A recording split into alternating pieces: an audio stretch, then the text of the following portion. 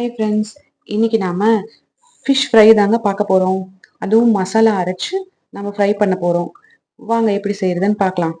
அதுக்கு முதல்ல மிக்ஸி ஜார்ல இஞ்சி ஒரு சின்ன பீஸ் எடுத்துக்கணும். அதுக்கப்புறம் ஒரு முழு பூண்டு எடுத்துக்கோங்க. 10 சின்ன வெங்காயம், வரமிளகா 10 எடுத்துக்கிட்டேன். அதுக்கப்புறம் ஒரே ஒரு காஷ்மீரி மிளகா எடுத்துக்கணும்.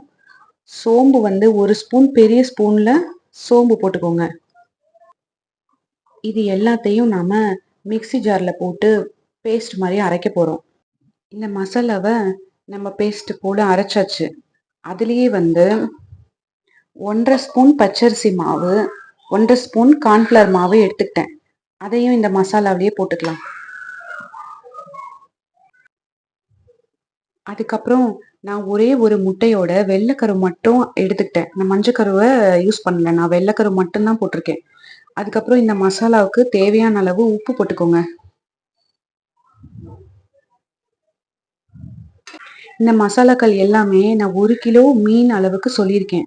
இந்த மசாலாவை எல்லாம் ஒண்ணா போட்டு பெரட்டி அதுல வந்து நாம எடுத்து வச்சிருக்க மீனை ஒரு மீன் மேலேயும் தடவி கொஞ்ச நேரம் ஊற வச்சு அதுக்கப்புறம் நம்ம எண்ணெயில போட்டு எடுத்தா ஃபிஷ் ஃப்ரை ரெடி. இந்த மாதிரி மசாலாக்கள் எல்லாத்தையும் மீன்ல போட்டு பெரட்டி நம்ம இதை அப்படியே ஃப்ரிட்ஜில் எடுத்து வச்சிடணும். ஒரு மணி நேரம் கழிச்சு நம்ம வெளியில எடுத்து அதை எண்ணெயில பொரிச்சு எடுக்கணும். நல்லா இது வந்து அப்பதான் அந்த மசாலா எல்லாம் அந்த மீனுக்குள்ள சேர்த்து ஊறி நல்லா மீன் சாப்பிடும்போது காரசாரமா இருக்கும்.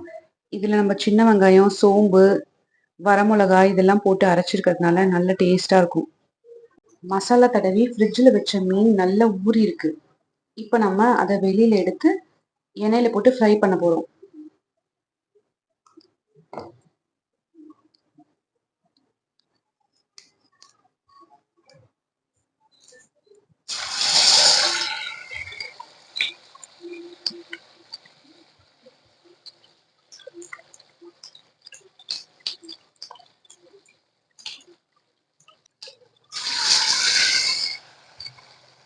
நம்ம இஞ்சி, பூண்டு, சோம்பு, அப்புறமேட்டு வரமிளகாய் இதெல்லாம் போட்டு சின்ன வெங்காயம் இதெல்லாம் போட்டு அரைச்சதுனால எண்ணெயில போடும்போது நல்ல கமகமான வாசனையோட இருக்கு.